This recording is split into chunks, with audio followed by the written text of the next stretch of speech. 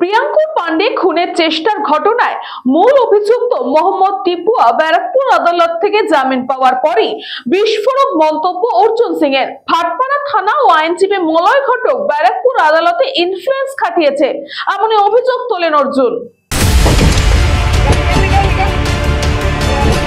28 August 2024 সালে বিজেপির ঢাকা বাংলা বন্ধের দিন বিজেপি নেতা প্রিয়াঙ্কু পান্ডের ওপর গুলি চালানোর ঘটনা ঘটেছিল ভাটপাড়ায়। সেই গুলি চালানোর ঘটনায় এনআইএ তদন্ত ভার নিয়েছিল। আগে গ্রেফতার হয়েছিল 15 জন, কিন্তু অধরা ছিল মূল অভিযুক্ত টিপুয়া। সে বিভিন্ন জায়গায় পালিয়ে বেড়াচ্ছিল। এরপরে গতকাল টিপুয়াকে গ্রেফতার করে ব্যারাকপুর আদালতে তোলা হয়েছিল ভাটপাড়া থানার পক্ষ থেকে, কিন্তু ব্যারাকপুর আদালত তাকে জামিন দেয়। সেই জামিন পাওয়ার পরেই বিস্ফোরক ব্যারাকপুরের প্রাক্তন সাংসদ অর্জুন সিং।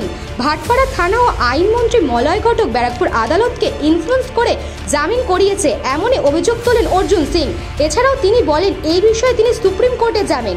মোহাম্মদ টিপু তার বিরুদ্ধে একাধিক অভিযোগ সহ অনায়াসে কেস রয়েছে।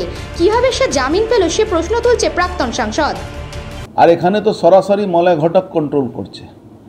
মলয় ঘটক ফোন করে ব্যারাকপুর কোর্টকে ইনফ্লুয়েন্স করেছে, করে একটা মার্ডার কেসে ওয়ারেন্ট ছিল, যে টিপুয়া মোহাম্মদ টিপু এর একটা মার্ডার কেসে ওয়ারেন্ট ছিল। সেই ওয়ারেন্ট কেসে ব্যারাকপুরে খুব কম হলে 15 দিন আগে বেল হয় না, কিন্তু কালকে ইনফ্লুয়েন্স করে মলয় ঘটক ল সেক্রেটারিকে দিয়ে এখানে ব্যারাকপুর কোর্টকে ইনফ্লুয়েন্স করে এই বেলটা করিয়েছে। এর মধ্যে পুলিশও ইনভলভমেন্ট আছে। সরো রাজনৈতিক হস্তক্ষেপ করে ওকে বের করা হয়েছে। কেন ওকে এনআইএ যেদিন ধরবে ওর সঙ্গে সঙ্গে কিন্তু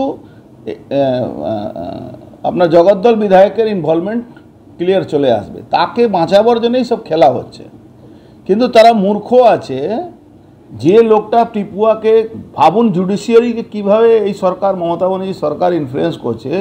যে টিপুয়ার নামে 111 মামলা আছে, 111 মামলাতে বেল হওয়ার কোনো জায়গা নেই।